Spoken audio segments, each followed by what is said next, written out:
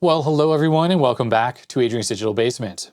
This is the first mail call episode of 2021, but everything you'll see in this video is actually recorded in 2020. And I do want to thank everyone who sent in packages for 2020 to make all those mail call episodes possible. It was just amazing. There have been so many of these for me, and they're really fun to make. So I really thank everyone. On next week's video, I'll actually be showing packages that I opened in 2021. So this is the last little batch of stuff from 2020. Although, as I've mentioned a couple times previously, there are a few more straggler items, so to speak, things that I've set aside that I want to make a full video about on Saturday. I think there's at least 2 items.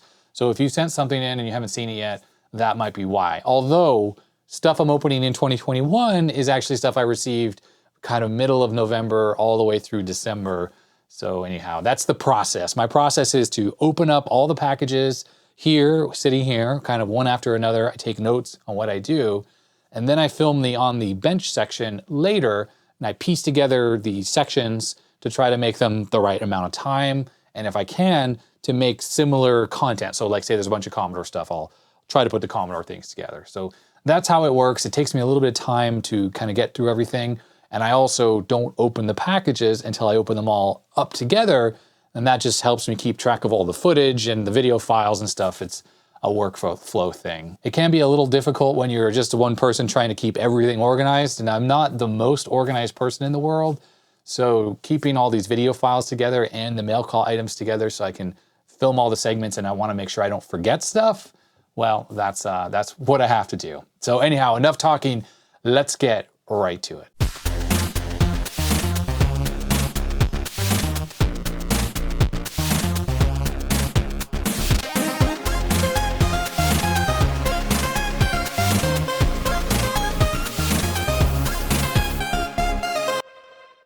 All right, we have a package here, and this one comes from Jonard.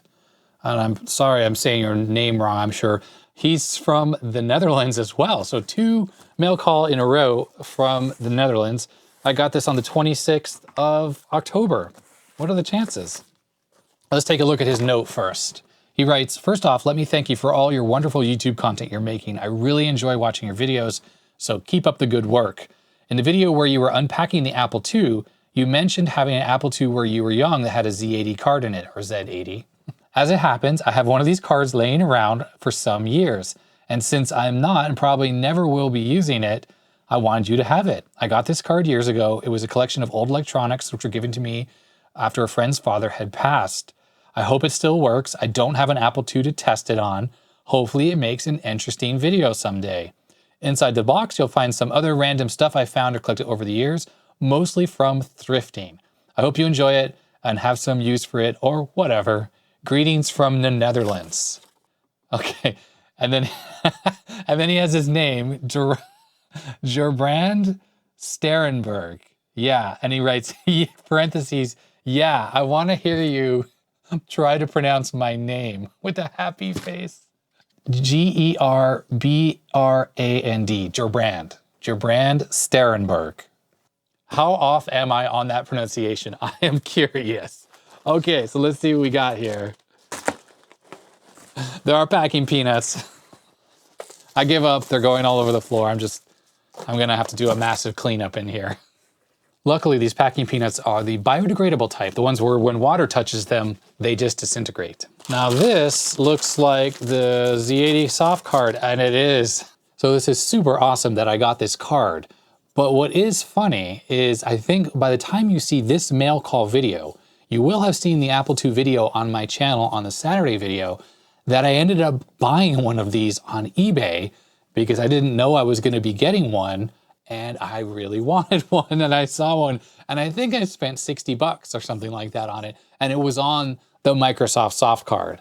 And in the Saturday video, I did end up getting it working finally because you do need to have an 80 column card to go with this. So I did get that working. So I really appreciate this. And it kind of bums me out that I now have 2 of these. So thank you very much for sending this in. I feel really bad that you did because I ended up buying one myself anyways. But that's okay because I know other people with Apple II Pluses. And since this was a donation to me, I will just pass it on to someone else who has an Apple II. Okay, moving on. It looks like there's a game here for the Atari ST, and it's called California Beachgirls. And it does say Nederland on here, which is Netherlands. This is some really weird 80s 8-bit erotica. Found it in a lot of Atari stuff that I once bought. It's for the Atari ST. So it'd be 16-bit erotica. Okay, well, I'll have to break out the Atari to look at that. We have an MSX game here called Buzz Off. Hopefully that's focusing on that. I gotta bring out Rammy, because I just noticed. Got some 30-pin RAM here. Rammy says, thank you very much for the RAM. Here's something here. Oh, wow, that's fascinating. These are some really interesting looking discs. And he says, I've got no clue what kind of format these are. Well, we'll take a look at these on the bench in a second, but I think I know what these are for. I think they're for an Amstrad. In this bag, he writes some random IBM discs. Sure enough, IBM sleeves. Oh, well, these are cool. This might be something that Clint has already shown on his channel. These are CardWare discs from High Tech Expressions. So I think the whole idea is you'd buy one of these, you would customize it, it would save it back to the disk, you would send this out to someone, and they would boot the disk, and it was like a greeting card, but a computer program. Also, I'm fascinated by the fact that these are both flip disks, where one side is IBM PC compatible, and the second side is Apple II compatible. That's cool. Okay, here's some software. I don't know what computer it's for. It's called TurboCAD. Look at that, fast. It's so fast, amazing, fast. And lastly, we got something in the box here. It's the Amiga version of Alien 3 by Acclaim. And this was clearly purchased at some point in the UK because it says it was £29, 99 pence as the pound symbol. There it is, Alien 3 for the Amiga. Looks like it's for the 500, 1200, 1500. So this is not an AGA game, it's just an ECS game. Comes with the floppy disks and looks like the multilingual manual for it. And it looks like a book showing various pieces of software from Virgin Games or Virgin Software. Very cool. Okay, well, let's take a look at this stuff on the bench. All right, so lots to look at here from Jonard, and I have to break this up into something that we can show. So why don't we start with this? This is that Atari ST disc, which has supposed erotica. I might have to blur sections of the video, sorry about that, but let's check this out. So I haven't really shown this computer much on the bench, but I have an Atari 1040 STE. So this is the enhanced version of the Atari ST that has a capability of having up to 4 megs of RAM. It has SIM slots inside, which is pretty novel for Ataris because most of them, at least of this design that look like this, have onboard memory, kind of like the Amiga 500 and the 2000, but there are no expansion slots on this thing. It has a cartridge slot on the side, but no way to easily expand the memory. So if you watch people's videos on these machines or you talk to Atari owners, the RAM upgrades for these are, shall we say, crazy. Like a circuit board and like 50 wires that run all over the thing to different points on the motherboard. It's totally crazy. And unfortunately, over time, those things crap out. The documentation gets lost and wires come off, and then you have no way to fix them. So anyways, the STE is a great model in that you don't have to worry about that. All right, the ST is hooked up to the monitor, ready for booting. I need to connect a mouse though. I got this computer from a local sale a few years ago. It didn't come with a mouse. I found this at that recycling center I got those PCs from I recently showed on the channel, the Leading Edge and then that 486. So it's kind of cool to find an ST mouse. They seem to be kind of hard to find, so I'm glad to have found one. Now, under the machine here is where the mouse connector is, and it's kind of ridiculous that Atari put it here, but that's just what they did. And you just have to kind of get it in there like that, and the mouse cable just comes out the front of the computer, which is weird. There's literally a flat space right here on the side of the computer where those ports could come out. Why is it on the underside? It completely baffles my mind, to be honest. There's actually one other problem with this machine when I got it that's going to make it hard for me to use this disk. The disk drive was bad. It was completely rusted solid, and I can't remember what happened, but when I tried to fix it, it catastrophically got damaged where the track was or something, and it could no longer work. So that drive is gone, and I put a Gotek in the side of this thing. Luckily on the 1040 STE, a Gotek just fits right in without any kind of modifications to the case. So there is a little OLED screen in there, and then there's a little speaker so for the track seeking noise. But it does work, and this mouse is not working. Okay, well that's problematic. All right, well I'm thinking that this is not an Atari ST mouse. Maybe this is a mouse for the 8-bit line of machines. It seems to be acting very strange. So I'm gonna unplug that. My Atari experts, please let me know by looking at this sticker here. Is this for some other machine, or is it for an ST? Lucky for me, I bought an Atari ST mouse, which is what this one is, and I know this one works. I got this off of eBay, and I remember paying what I felt like was too much money for such a mouse, but hey, that's what you gotta do, right? And there we go, yeah. So that is a working mouse. Anyhow, as I was saying, there's a Gotek in here, so I can't directly read this floppy disk, but what I can do is make an image of this, which I have done on the PC, and I copied it onto a thumb drive here, and I think everyone, that I can read this, and this should work on this machine. Let's hit retry. Oh, hey, there we go. All right. And we have, if I drag this, oh wow, what is happening? I'm not trying to copy it, I just want to see the name. Well, calgirls.tos, and then there's an image folder. So let's just run this. I don't know what else to do. See if this works. What is this? Monochrome monitor required.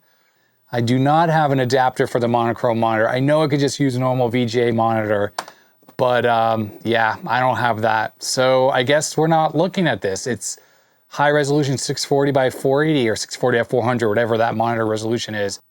Believe it or not, I actually have a real Atari monochrome monitor, the one that goes with this machine and this would work with. But unfortunately, it's in a very inaccessible place right now. So I can't get to this without spend a lot of effort and time to do that. And that's why an adapter would be very handy, because I could just plug in like that LCD screen. I have the little NEC, for instance, to look at this. But for now, unfortunately, we're not going to be able to. So I'm sorry. That was quite anticlimactic. Now what I can do is, if anyone is interested in looking at this yourself on your Atari, I can put a copy of this disk image somewhere on the internet. I don't know if it's considered porn though. So I'm not sure if I can put that anywhere, but yeah, just put comments and let me know if you want to access it. But I apologize that this didn't work. I just never would have suspected this would require monochrome. I figured this would be using the glorious 16 colors of the Atari ST. Well, I have my Amiga 2000 out, and that's because the Alien 3 game here for the Amiga is worth taking a look at. So like I said, this appears to be a UK version of the game. I have to say I've never played this, even though I had an Amiga 2000. Inside there are the two original discs, disc 1 and 2. So let me put disc 1 in the drive. I powered up the Amiga. Let's take a look at the game first, and then we'll take a look at these things that are in the box here. Virgin, let me turn the light off. Since the screen will show up better, I have my external speakers hooked up to the Amiga, so we should hear music. A probe production. Now I'm running this machine in NTSC, means it might be a little fast. I have an Atari joystick hooked up. Let's check the options. Tries, okay, I don't know this game, so we'll put it up to 9. Easy, 1-button joystick or 2-button. Hey, that's cool. I only obviously have a 1-button joystick. And then sound or music. We'll do music. Start. Turn up the volume. Mayhem, tries 9. Like that 16-bit graphics, really nice. Okay, so there's no sound effects. Whoa!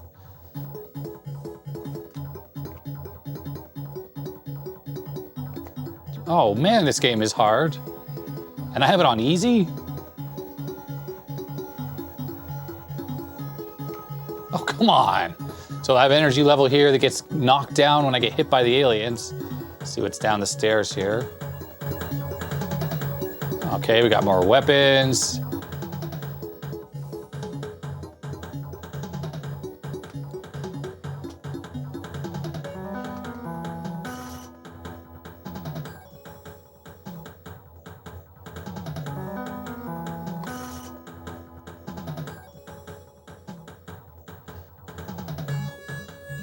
Health pack.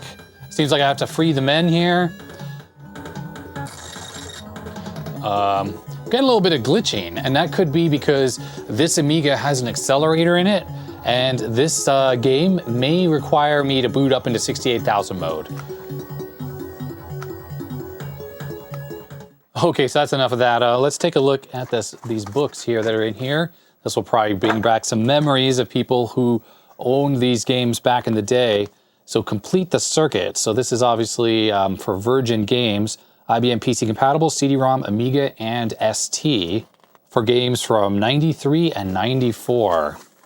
Bart vs. the World for the Amiga and the ST, 1 meg required. This Aliens 3 game was only for the Amiga, but there was also a PC version. I wonder how the DOS version of it is.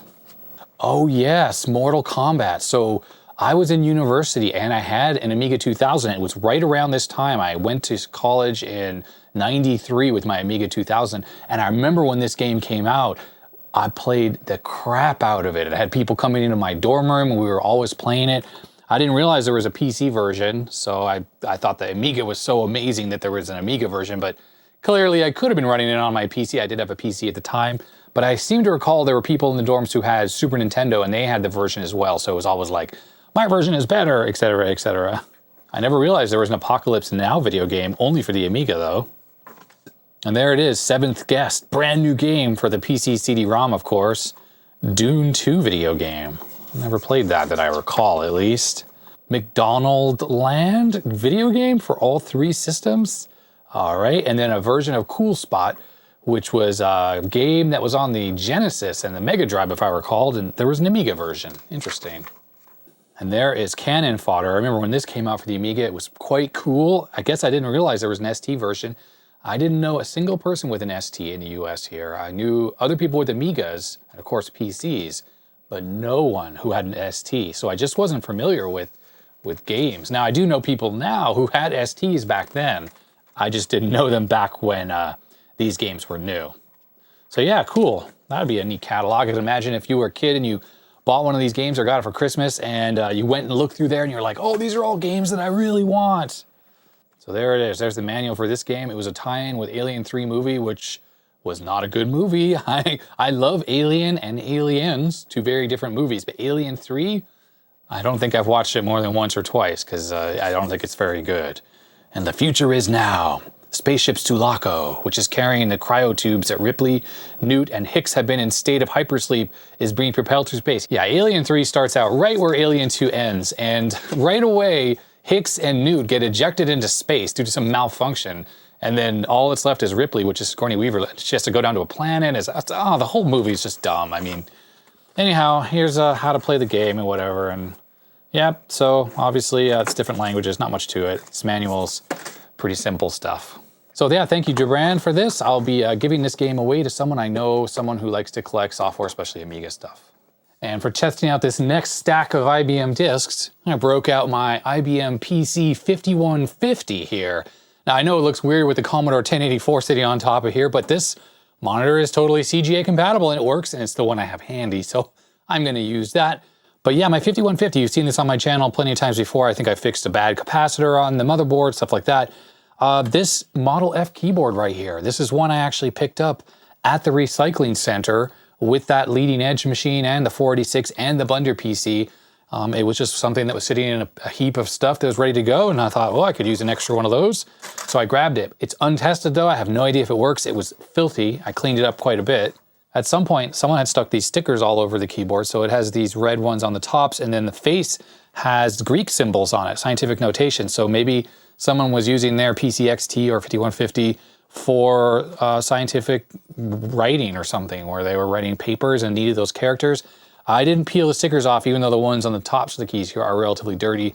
They don't feel bad when you type these letters. They feel okay. So we'll see. But this keyboard may not even work for all I know. So we'll see when I power this on for the first time with this plugged in. I haven't used this computer now in a little bit of time, so it may not work correctly. So far, so good. We got the flashing cursor there. So it's a slow boot process. It has 500 and something K of RAM in it, and it takes a little bit, 594 I think. Takes a while to count up, and it doesn't even show anything as it's counting, which is a side effect of the original BIOS. And this is, yeah, this is one of the very first models of this computer where the motherboard has between 16 and 64K on board, and that is it. All the extra RAM over 64K is in a RAM expansion card. So I have 512K on that, plus the 64K on the motherboard, and that's why, okay, it's like 570 something K. Huh, I noticed it only seeked one of the two disk drives. That's interesting. And there it is, all booted up. This logo, for anyone who's curious, is just an ANSI file that I made in the Draw, which is a program for designing these. And as the auto exec runs, it just simply types that file and it displays this. I will put a link in my description to my GitHub where you can find this, and also a PC Junior one, so you can use it on your own system. Let's see about B drive, which did not seek. Oh no, it's accessing it, so I guess it's working. No disks are in either of these drives. Before I test out these disks here, I'm going to just do a quick keyboard test on this keyboard to make sure all the keys are working. So far, it's typing absolutely perfectly.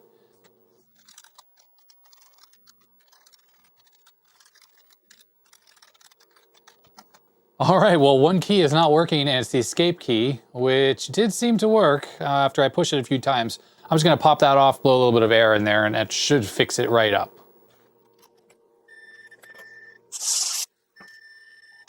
And let's see about now. There we go, it's working. Very reliable keyboard. It's like there's not much to the way that these buckling spring keyboards work, and if there's a little bit of dust underneath the part that kind of flips down onto the PCB, it can just cause that issue, but you blow a little air in there and it pretty much always fixes it. I love it. In fact, it's all rather pleasing that this computer, as old as it is, it just totally works. It's running the original power supply, original motherboard. I had one tantalum go bad. Disk drives, one of them is original. I think the other one I found on another machine because it's had a hard drive in it. It's incredible. The only thing I've changed out is I'm not using the original IBM CGA card, which is why when I type directory, we're not getting the flashing, because this card is a later card, which supports monochrome and CGA, and there's a toggle switch on the back of the computer to switch between those two outputs. So obviously it is in CGA mode right now. All right, I've locked the focus. So this first disk here says Enhanced Display Station Emulation Adapter Diagnostics, and the copyright dates 84 and 85. So this may not work on here. I don't know what the emulation station card is that it's talking about. Well, let's take a look at what we see. Reconfig and D5250US, DGS. Well, let's type reconfig. Enhanced Display Station Emulation Adapter Diagnostic Reconfiguration Program. The reconfigures the file. Insert the disk to be reconfigured. Well, I had that file. Incorrect diskette or write protected. Okay, well, I obviously, you're supposed to make a copy of this, I guess, before you do the reconfiguration. But whatever this is, it does work. So if I need to image any of these disks, please let me know. Next disk is the same thing, but it's the diagnostics instead of reconfiguration. All right, well, this disk is exactly the same as the other one, even though it has a blue label and this one has sort of the purple label. All right, next up, it's the personal computer diagnostics. This should be the diagnostic disk for this computer itself. So I'm putting this in and I'm gonna reboot, and we're gonna boot off that disk specifically. So I'll push A for boot off A. There it is, PC Computer Diagnostics version 202, 1981 and 83. So I can run the diagnostic routine, prepare system for relocation. I assume that parks the hard drive. Let's do 0 for diagnostics.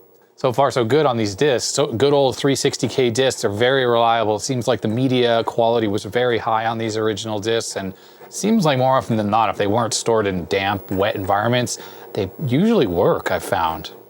All right, installed devices, system board, 576K of memory, keyboard, CGA, 2 disk drives, an adapter, and a serial port. Is this correct? Yeah, sure. I've actually run this diagnostic before. I don't have the original disk for this computer, but I did find this floppy online, created a floppy, and I did run this the first time just to make sure that this machine does pass its tests. I had RAM problems on the RAM card that's in this machine when I first got it, so this, if I recall, this program helped me figure that out where the bad RAM was. I don't remember, or maybe it was happening at the boot up BIOS test too, I'm not sure. It's doing some video tests right now. Look at those colors there. Are those colors correct? They sure are. And there's the high resolution character set. Yep, that looks good as well. 40 by 25 text looks great. So this is interesting. This is showing one of the standard CGA color sets, but it changed the background from black to this sort of sea green color, or whatever, sea blue green, which actually looks a little bit more pleasing. But every game that ever used these colors, these 3 colors, always seem to use black as the background. Not every game, but a lot of times. And again, it did the same thing with these standard colors. It put a red background. I like that. It's a little bit different looking. And there's the high-res 640 by 200 graphics, only 1 color available. All right, well, it's gonna test the disk drives now and it will format them, so I'm gonna abort this now. We don't need to run any more of that, so I'm taking that out.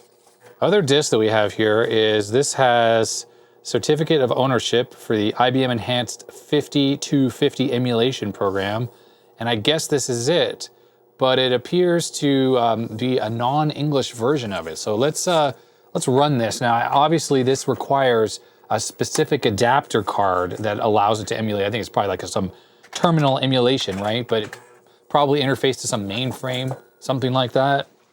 And this is probably the program here, dp5250.com.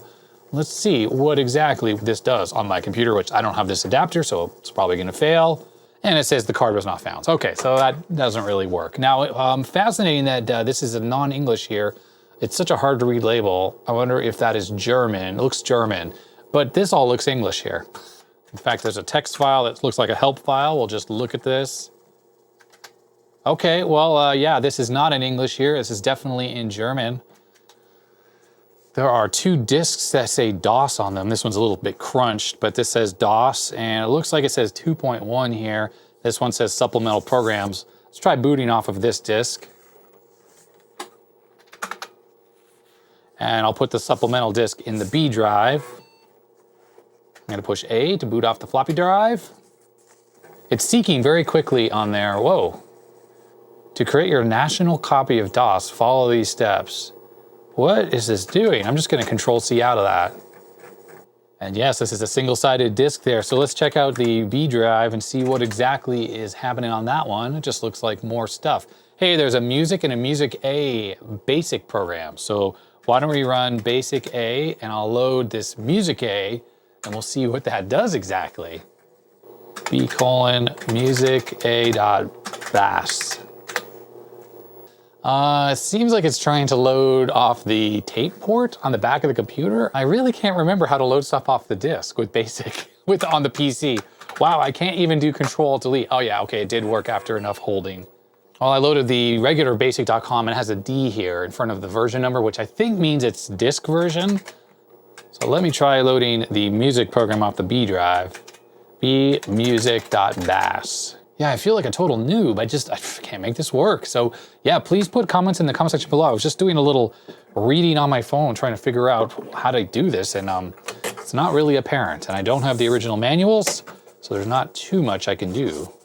There is another set of DOS here. This one is version 3.1, the same 2 disks. I'm assuming this will be very similar to what we just saw with 2.1. And there we go, PC-DOS 3.1, and I think these are 360K disks, just sounding, the way it sounded as it loaded, sounds like there's more going on here, because it's when you're on a single-sided disk on a PC, it goes quicker. The seeks are much quicker because it's only reading half the disk, right? But the double-sided disk has to read side A and side B, and then it goes to the next tracks, so it sounds a bit different. And there's a similar set of things. There's even 2 PIF files here for BASIC. I assume that would be for Windows. All right, we have 2 more pieces of software. We have DisplayWrite and Multiplan. Nothing really much to see about this. I think this is a text word processor, and this is some kind of a spreadsheet. We will not be looking at those. And next up, we have these floppies. They're the last set he has. So it's PC Tools by Central Point Software. These guys had also made Apple II software, if I recall, for like disk copy and stuff like that.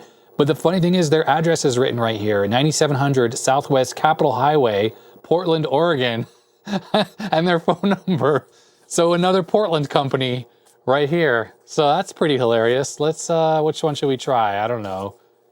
Oh, and there we go, PC Tools. Let's just run it right off the disk, see what this does. I don't think I ever used this program, to be honest. By the time I started using PCs, like Norton Utilities was a much more common suite to use. I didn't really start getting into PCs until into the 90s. If you watched my DOScember Roundtable video, welcome to PC Tools Deluxe, Central Point Software.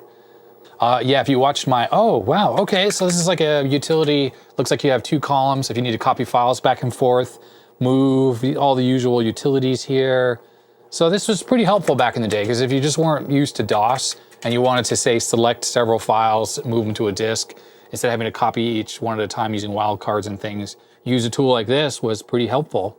This has various disk services here, copy, compare disks, you can verify floppies. Map, what does M do? Map, let's look at a drive map here. There it is, it shows you the actual map of the floppy disks, double-sided and where they are. So yeah, Central Point Software, they made a bunch of stuff on the Apple II, it was very popular there. But on here, oh look, it even has undelete. So if you deleted a file, you could undelete it.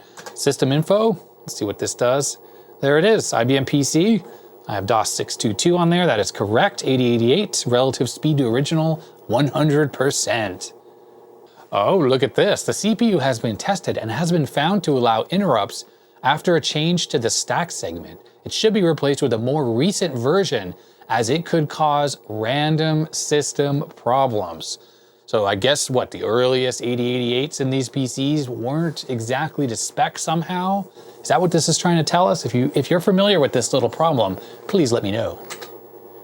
I would say that these three disks here are from a different set than this disk. These do not go together because the address on here for their office, they had moved to Beaverton off of Capitol Highway by that point. Beaverton is just over the hill, it's very close by, but they probably moved to a bigger office when they started expanding. So I guess this was their initial release for the PC, and then they released a second piece of software, but unfortunately, this is it. I think I don't have any other disks. I just took a quick look through the rest of the floppies that I got from Jabrand, and I didn't see the other discs for that PC Tools suite, so oh well. Well, here we have TurboCAD by Pink Software. Interesting packaging. It's got two floppy disks in here, and someone has copied it onto these double density 3.5-inch discs, but there's the serial number, so let's see if this is a readable disk on here. It appears to be readable. All right, well, let's copy this on the hard drive and give this a test. Uh-oh, we're running into a disk error here on this particular file. It's quite possible. Okay, hitting retry actually worked there, that's good. I was gonna try the other floppy drive. I'm gonna hit ignore, and then I'm gonna try to copy this 24 file with the other disk drive in a second. See if these other files even copy. Ugh, they're having trouble too. So 24, 25.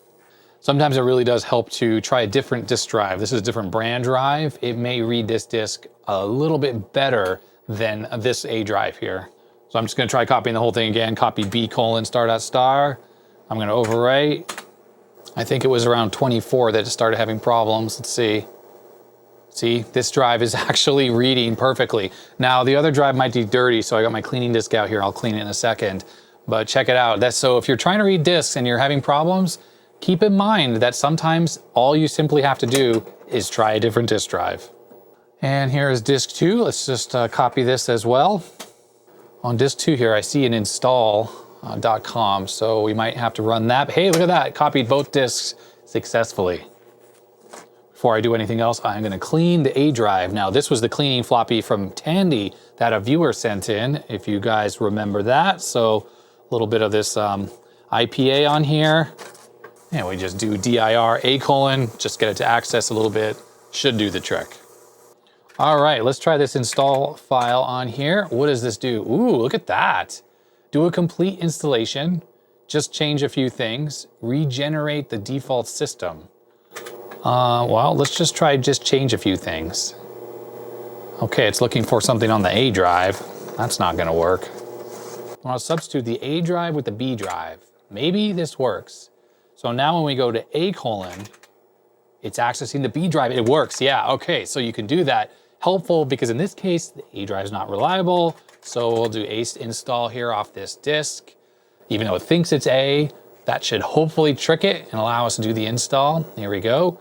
Do a complete installation. Make sure the system disk 1 is in the drive. So I'm gonna swap over to the other disk. All right, install onto a hard disk. C:\apps\TC for TurboCAD. Here we go. Install gives up. It made a fatal mistake. Integer overflow. Are you kidding me? I'm trying this one more time. I have a feeling the fatal error is too large of a hard drive. I wouldn't be surprised. Let's see what I got going on here with this thing. It turns out I have an E drive on here and it still didn't work. E drive is a small partition. Let's look at how small E actually is. 60 some megabytes. I don't think there's any games even in here. Oh, I do have some games in here. Okay, so this drive might still be too big for TurboCAD. Looks like it's a 70 megabyte disk in total or thereabouts, and that was too large. It did make a TurboCAD folder though, directory. It is empty though, so that did not work very reliably.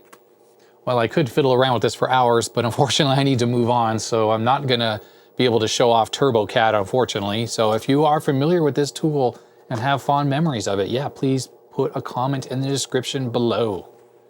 All right, and as for PC software, well, software that is, the last things that we can look at are these CardWare disks here. So I'm pretty sure Clint on LGR has done some videos on this, and looks like there's the disk. So CardWare, and this is a flippy disk, so it's an Apple II disk on one side and a PC disk on the other. Now it would be a single-sided PC disk, which is how it can work on both. It's good for the PC, XT, AT, PC Junior with 256K of RAM and CGA, and you need an Apple IIc, E, or Plus with 64K for the Apple II. So we'll check it out on the Apple II in a sec. And there's some screenshots of the CGA graphics. So it will be interesting to actually compare this to the version on the Apple II. And here is the Heart version, Heartware. So this is for Valentine's Day, I would assume.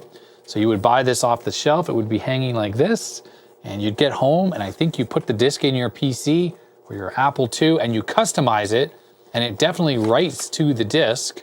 Well, maybe not, because it has a little notch there for the PC side, but this is a flip Apple II disc. But yeah, let's check it out. It says boot with DOS 2, and then put the A disk in and type Heart. So we'll try this one first.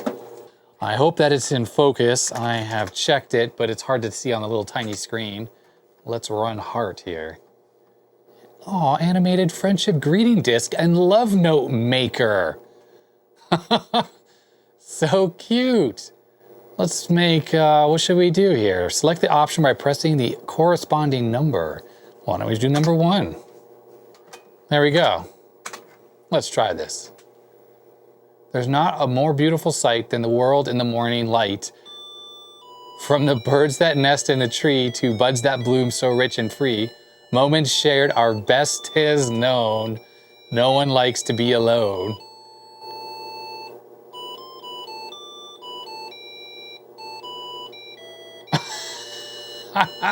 Look at this.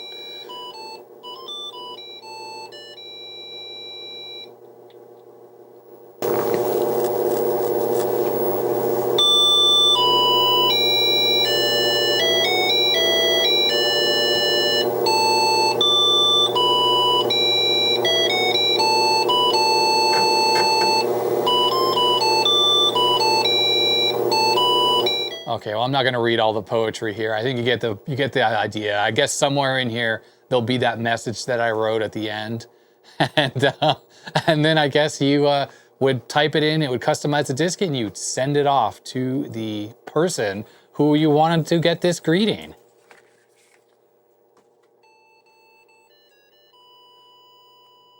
Oh no, we have some thunder and lightning. So while this plays, there is some. Oh, look at that! Just sticks right to the screen here. We got some order forms, everyday assortments of some stationery, I suppose, check or money order. Look, you just write your credit card number right on this piece of paper, right? Card number, expiration date. That's PCI compliant. $2 per shipping and handling. I don't know why there's two, maybe one was from the other one. And looking at the back here, it definitely says you can print out like this graphics you see here on a paper. These are the printers that it supports. You could do folding greeting cards or create a greeting on the disk for fellow computer buffs and friends. So I suppose it does write to the disk. I'm not sure if it basically formats a new disk for you and does that, or if it writes to this original one. So you're supposed to buy one of these for each person that you're sending a greeting to. All right, I'm rebooting, and the other one here is for birthdays. Oh, and there's another little paper in here for some stuff, and you can get a PartyWare graphics disc. Neat. And this is also a flippy disk. Let's try the birthday greeting card next. See what this looks like. I assume it's gonna be basically the same. And yep, HSL files, and we have just a file called CardWare. We'll run that. Name and age, all right. I'll put in me. You know, the space bar isn't working, so I guess you're not supposed to put two names, just a first name. Age, let's dream again. I'll put myself as 35, which I am not. Let's see what it does. Animated birthday, I don't have the printer handy, so I can't really test that. Oh, I see. So this is where you make the floppy. That was probably on the other one as well. So that will create the disk that has the customized message in it already. Well, let's just do one, which, you know, should just show us what it would create on the disk. There it is, using the different color palette. Nice. Birthday. We got Al's Bake Shop.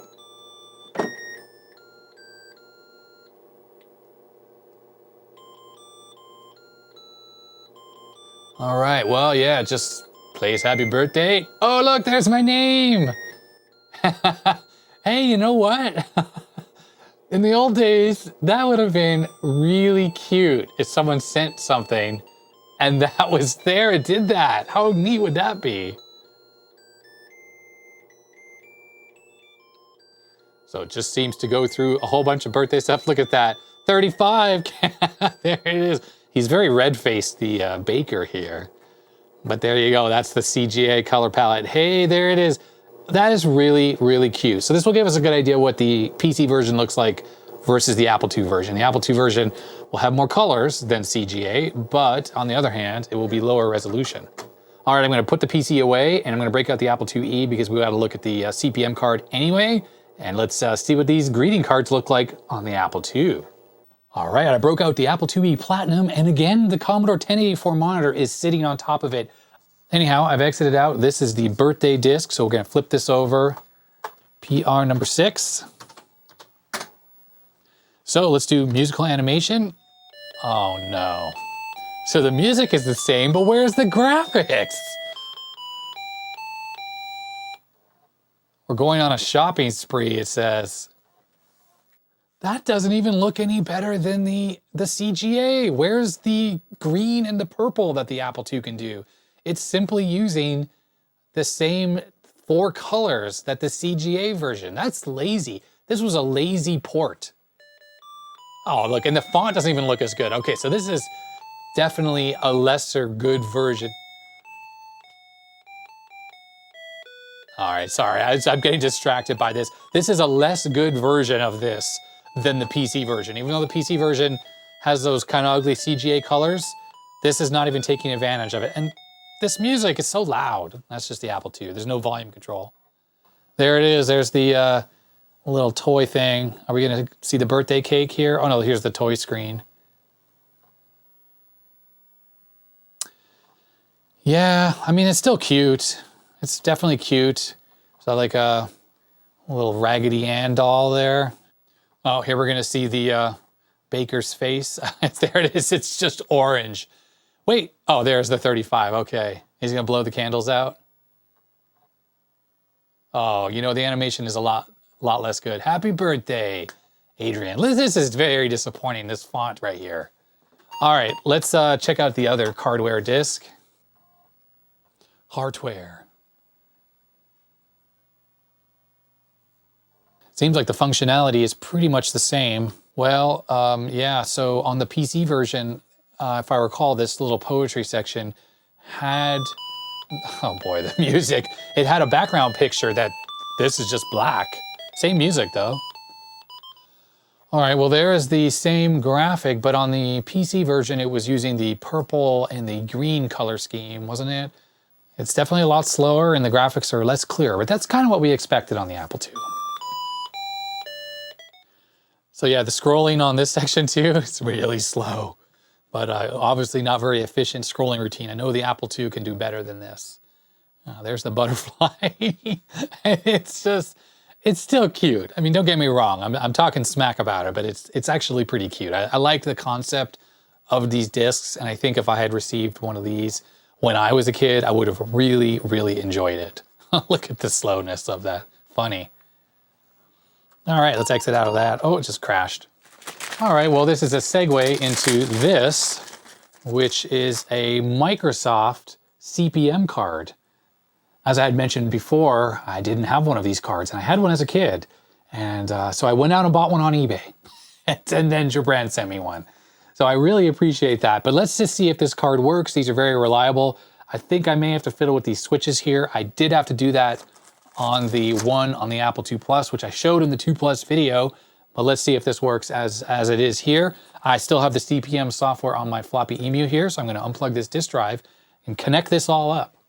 In here is the Super Serial card, the floppy drive controller in disk 6, slot 6 that is. This is the SD controller here in 7, and then this is the extra 64K RAM expansion. I'm going to put this card into slot 4.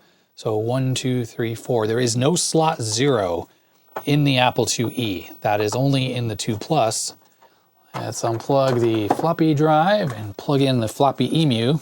Put this lid back on. All right, let's see if this thing works. Powers up. So I switched the monitor into monochrome mode because I need to run this thing in 80 columns. Well, it will run in 80 columns mode if we do PR number 3, and it just means the text is a lot sharper. It's probably going to be hard to read through the camera, so I'll try to get a better shot of that in a second. I copied a bunch of different versions onto here, so I'm not sure which is which and which ones will actually work. Could be the card is faulty though. This one doesn't do anything. Unfortunately, none of these discs seem to do anything. Now, I don't know if that's incompatibility with the Platinum IIe, which it may well be, or is this a problem with the card, or is it the fact the SD thing is in here? So I'm not going to show this, but I'm going to go and try to troubleshoot and figure out what's wrong with this thing. So the IIe is open. I have the monitor sitting on my chair here. So this is the card that was sent in. I went and grabbed my other Microsoft CPM card that was in my Apple II Plus, which is upstairs, to test that. And if I turn on the computer with my card in there, the known good one, there it is. Hopefully you can see that on the screen, but it actually has loaded up. It says Apple II CPM version 2002 Microsoft.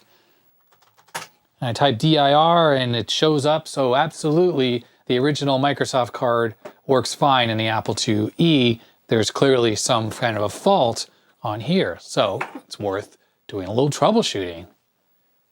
So the very first thing I want to do is, because every chip is in a socket, I want to validate that every chip matches. So this is the working card here, and I want to make sure that every chip that's in a socket here is the same as this card, and meaning like maybe someone had taken some stuff off of here and put them back in the wrong position.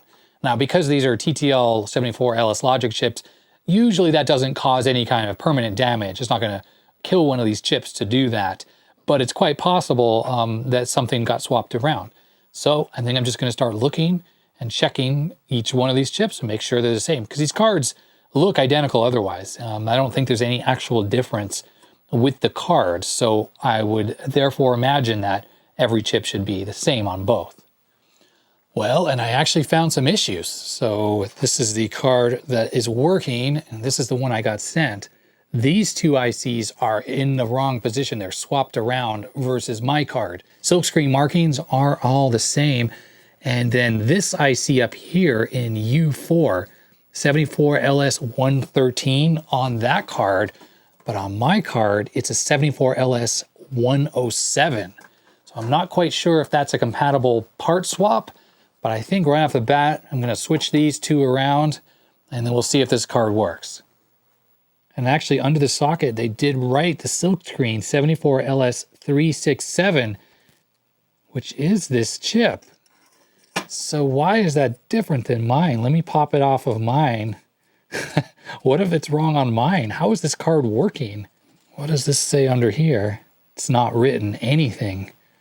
Interesting. I'm gonna pop this other chip off here and see if it also says, yep, that says LS20 underneath. So these must be different. And actually looking at the traces on there, they are different. Like there are 3 vias right here and there's not on mine. So these are different revisions of the cards.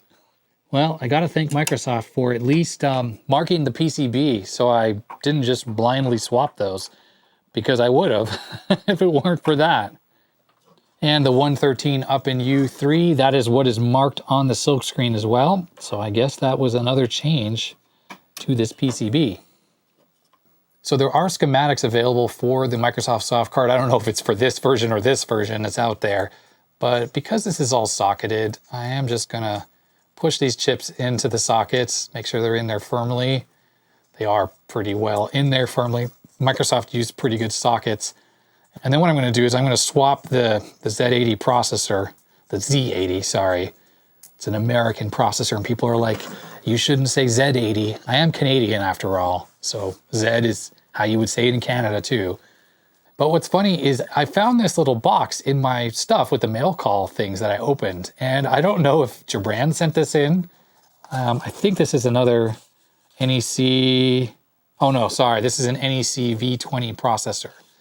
So I apologize if whoever sent this in, because I don't remember. And I don't remember from where. And I don't have it down on my notes who sent this in. So whoever you are, thank you very much for the V20 processor. I luckily have some of these that do work, but it's always good to have more. It's a nice upgrade for the PC. Now I have a Tandy 1000EX video. It's a couple years old at this point, but I pop one of these in there and do some performance testing. So if you were interested in seeing how much faster a V20 is over an 8088, check out that video. I'll put a link in the description to it. What I'm going to do is swap out the processor. And while this is a nice Italian-made processor, I happen to have a real Zilog part here from 1983. So let's stick this in here. I know this chip works. I actually don't think I have ever had a bad Z80 processor, ever, in all the things I've worked on. Now, I've had bad 6502s, but never a Z80. So they're pretty reliable chips. I couldn't have a video without mentioning Deoxit D5, so I'm just gonna add a little bit of this to the socket, primarily because it makes it much easier to insert chips. It's not so much that it's that was a bad contact.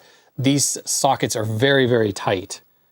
But I just really appreciate that it makes it a lot easier to get things in and out of sockets when the Deoxit is in there.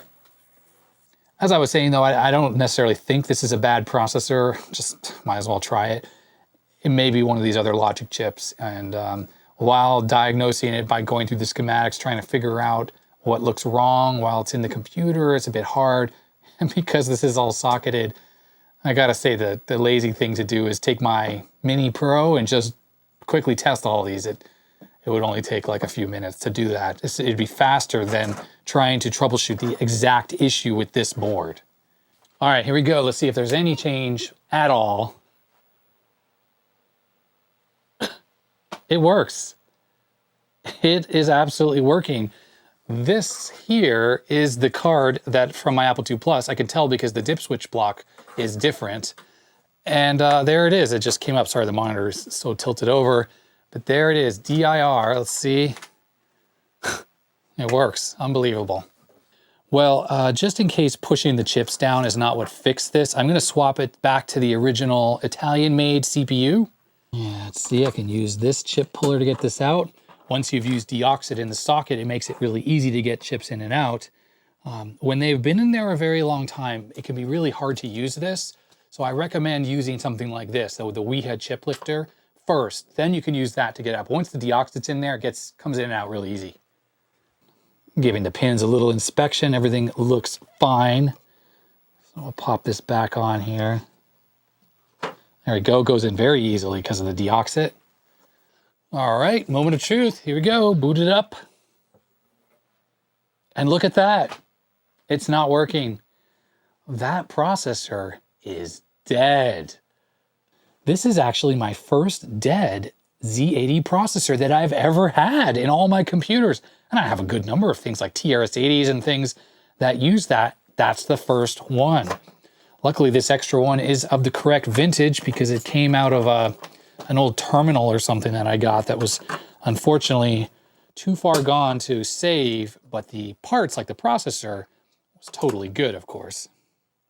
Just as a sanity check, I swapped it back to the Zilog chip. Let's put that back in here, make sure that it works. All right, for the sanity check, the Zilog processor board is back in, and there it is, working. So I think everyone knows it's time for the, sorry, hold it the right way, dead parts bin, which is literally bulging. It is so full, and that's because I recently put some dead 68000s in there. So this nice made in Italy chip has a big X now because that is bad, and it goes into dead parts. I'm nearly to the end of showing the stuff that Gibran sent, so here's what we got left. Let's take a look at this stuff right here.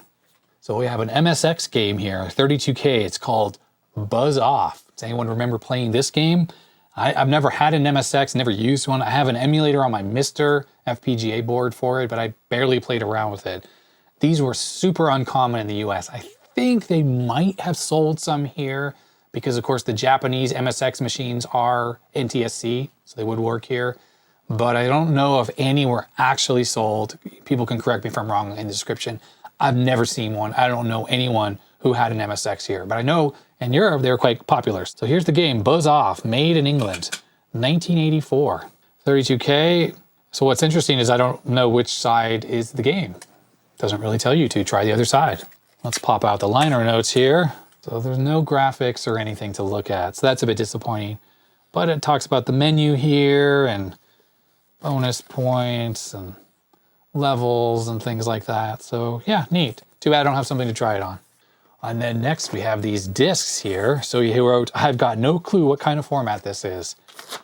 Compact diskette. So I think that these are the competitors to the Sony brand that basically is what we know in everything. Apple used the Sony brand discs in the Macintosh.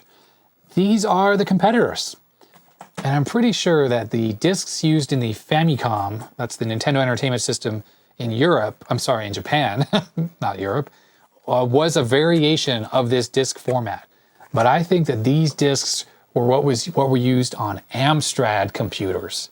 The early ones from the 8-bit era used these as they were cheaper, the mechanisms, than the Sony. So the weird thing is you would slide this in the drive and you have to flip it over for side 2. So double-sided requires flipping. This is unlike the Sony format and even 5 1/4 inch where it could do double-sided without flipping. These required flipping. So it looks like it's got a cover there because when I turn the disc here in the middle, that's not moving. So there must be a way for this to like open or something. There's little red things here. Not super sure, but on the label there, does it say logo script? 1A and then A, and then this would be the B side here, logo script again. And it comes with this, oh wait, look, digital research right here. Does anyone recognize this? Could this really be from this disc right here? Read your license first. It comes in several different languages. Disc goes in sideways. This box is sort of like a cassette jewel case almost, but a much skinnier version. And there are 4 more of these discs here. This other disc says CPM system disc, and look right here, Amsoft, as in Amstrad. So yeah, so this must have been for, oh, actually look at the label. It says Amsoft right on it here, Amsoft. This has got to be, oh look, there's the actual inside there, cute. For single-sided floppy drives. You can flip this over. Pretty sure this is for the Amstrad CPW, I think it's called. That's the word processor. Christian from Retro Recipes, he's got one of these things. They were sold in the US, but they were very popular or more popular in the UK. I do know someone locally who actually has one of these, but I'm pretty sure that these are the discs, and I think the drives are all very unreliable.